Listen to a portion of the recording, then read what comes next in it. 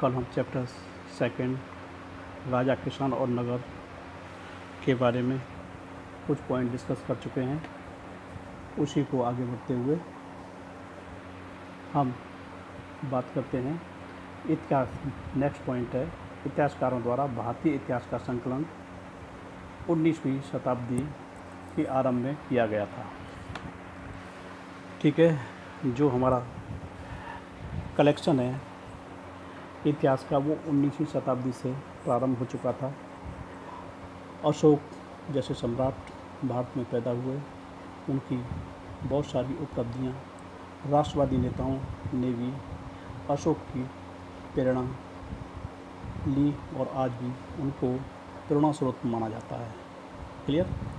Next point, Maurya साम्राज्य केवल 150 वर्ष तक ही अस्तित्व में रहा। मौर्य साम्राज्य भारतीय उपमहाद्वीप के सभी क्षेत्रों में नहीं फैल पाया था। जो मौर्य साम्राज्य था वो 150 वर्ष तक रहा, लेकिन आगे ये ब्रेकअप हुआ क्योंकि सम्राट अशोक जैसा शक्तिशाली राजा फिर पैदा नहीं हुए। नेक्स्ट पॉइंट, सुदर्शन झील एक कृत्रिम जलाशय थी, कृत्रिम जो मानव के द्वारा बनाई जाती है। इसका निर्माण मौर्य काल में एक स्थानीय राज्यपाल ने करवाया था। इसके पश्चात शक शासक रुद्रमन ने एक झील, अंडरलाइन कीजिए, रुद्रमन ने एक झील की अपने खर्चे से मरम्मत कराई थी। नेक्स्ट पॉइंट आता है दूसरी शताब्दी ईसा पूर्व तक भारतीय उपमहाद्वीप के अनेक भागों में नए शासक एवं रजवाड़े स्थापित हुए। रजवाड़े राज्य छोटे छोटे भागों में डिवाइड हुआ। नेक्स्ट पॉइंट, उत्तर मौर्य काल में राजा अपनी उच्च स्थिति को दर्शाने के लिए स्वयं को देवी रूप में प्रस्तुत करने लगे।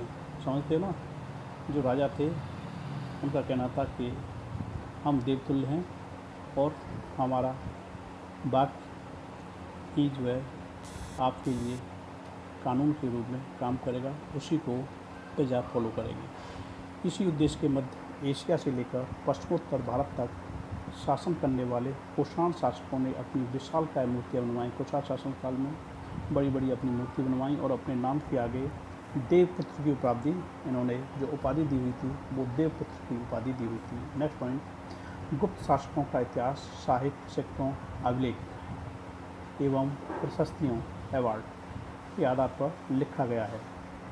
नेक्स्ट पॉइंट, हर्षसेन द्वारा संस्कृत में लिखित इलाहाबाद स्तंभ अभिलेख, इलाहाबाद जो प्रयाग कहलाता है, समुद्रगुप्त की उपलब्धियों का वर्णन करता है। इसमें समुद्रगुप्त की उपलब्धियां हैं। हम जातक कथाएँ, जातक पंचतंत्र की जो जातक कथाएँ हैं, जैसे ग्रंथों से राजा और प्रजा के मध्य संबंधों की जानकारी प्राप्त होती है। किस तरह से राजा और प्रजा का संबंध होना चाहिए, राजा अपनी प्रजा को पुत्र के समान समझते हैं और उसी तरह से उनके साथ में कोई भेदभाव नहीं किया जाता है। जातक कथाएं प्रथम सहस्त्राब्दी के मध्य पाली भाषा में लिखी गई थी। पाली भाषा थी मुख्य, उसी भाषा में लिखी हुई हैं जातक कथाएं। जातक कथाओं से यह जानकारी मिलती है कि राजा और प्रजा, विशेषकर ग्रामीण प्रजा के मध्य संबंध तनावपूर्ण रहते थे। राजा और प्रजा, विशेषकर ग्रामीण प्रजा के मध्य, क्योंकि राजा और ग्रामीण प्रजा में दूरियां थीं, उनका कॉन्टैक्ट उनसे कम हो पाता था, इसलिए ग्रामीण उनसे क्रुद्ध रहते थे।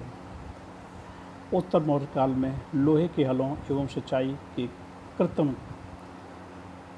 साधनों के प्रयोग से कृषि उत्पादन में बहुत अधिक वृद्धि हुई। मौर्य काल में लोहे के हल और रोज आने वाले इंस्ट्रूमेंट्स का प्रयोग लोहे का करने लगे। खेती की तकनीकी, यानी जब लोहे का उपयोग किया तो खेती की जो टेक्निक है करने की, उसमें भी परिवर्तन आया और उसमें बढ़ावा मिला।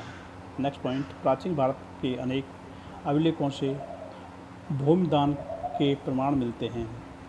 ऐसे दान प्राय राजा एवं जमींदार द्वारा ब्राह्मणों एवं धार्मिक संस्थाओं को दिए जाते थे।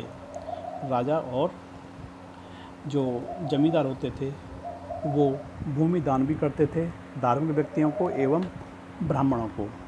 भूमि दान के प्रचलन से राज्य एवं कृषकों के मध्य संबंधों की झांकी देखने के लिए मिलती है।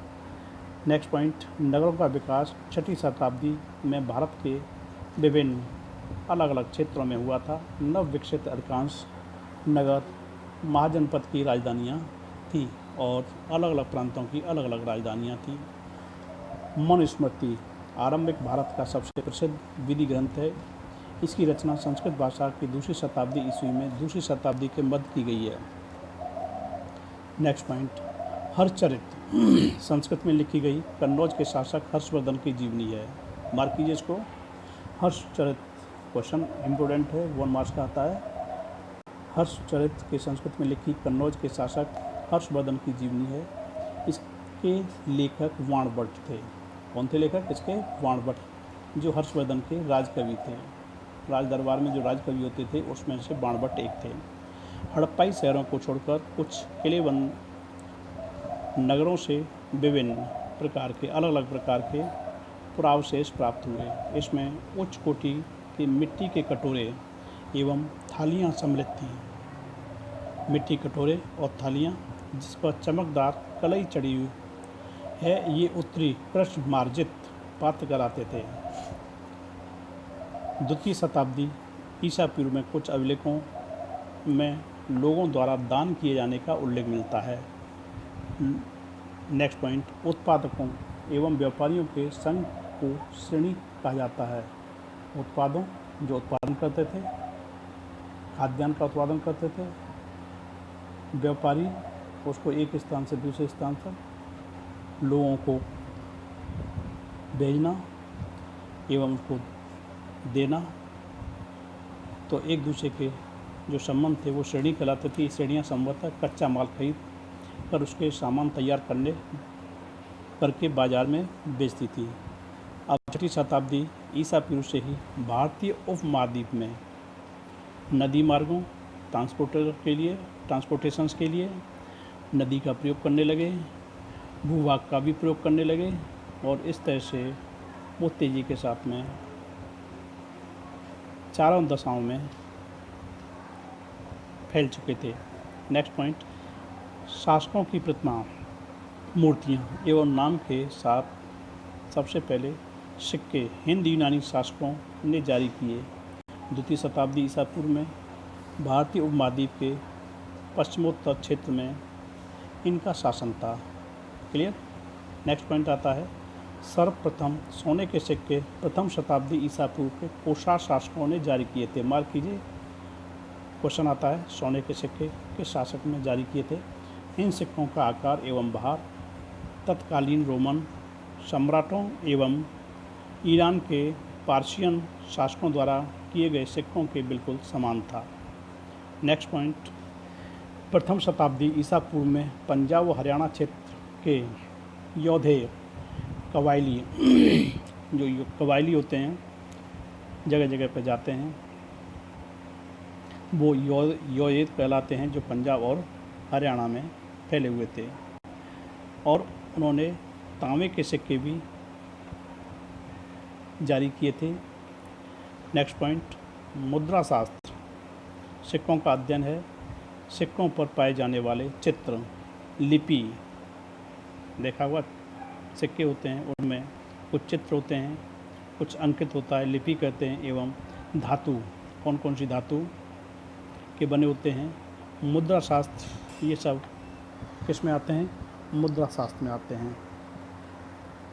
और ब्राह्मी लिपि भारत की समस्त भाषाओं की लिपि की जननी है, इसलिए ब्राह्मी लिपि को समस्त भाषाओं की जननी कहते हैं। 1 मार्क में क्वेश्चन आता है, ब्राह्मी लिपि क्या है? ब्राह्मी लिपि सब भारतीय भाषाओं की जननी है।